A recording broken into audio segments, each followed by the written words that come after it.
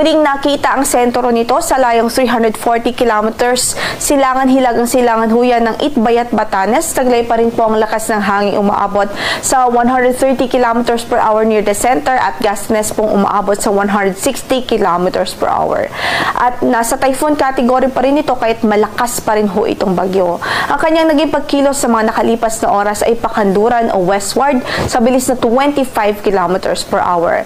At ngayon nga po yung radius nitong bagyo ay direktang nakakaapekto na po sa Batanes o sa lalawigan ng Batanes. Pero dito po sa mainland Luzon at sa natitirang bahagi pa ng ating bansa ay hindi naman natin inaasahang direkta po tayong maapektuhan nitong bagyo. Gayunpaman ay mag-antabay pa rin ho tayo sa mga updates ng Pag-asa.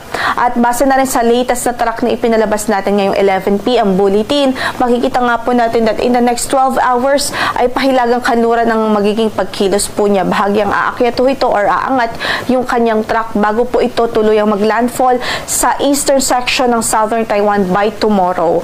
At kung magpatuloy yung kanyang projection, nakikita po natin that by tomorrow afternoon or evening ay nasa labas na po ito ng ating area of responsibility. Samantala, mahalagang paalala din sa ating mga kababayan na kung sakali man na magkaroon pa ito ng southward shift o bumaba pa ng bahagya ang kanyang track, ay hindi natin inaalis ang tsansang magdagdag pa tayo ng mga lugar kung saan ay itataas po natin ang tropical cyclone wind signal. Kaya strict monitoring po ang ating advice sa ating general public. Mag-antabay pa rin ho tayo sa magiging updates ng Pag-asa.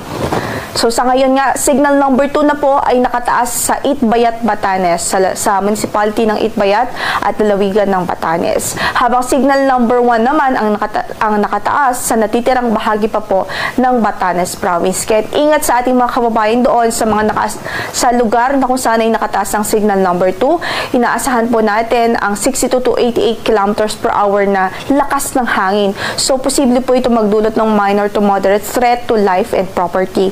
Samantalang sa signal number 1 ay 39 to 61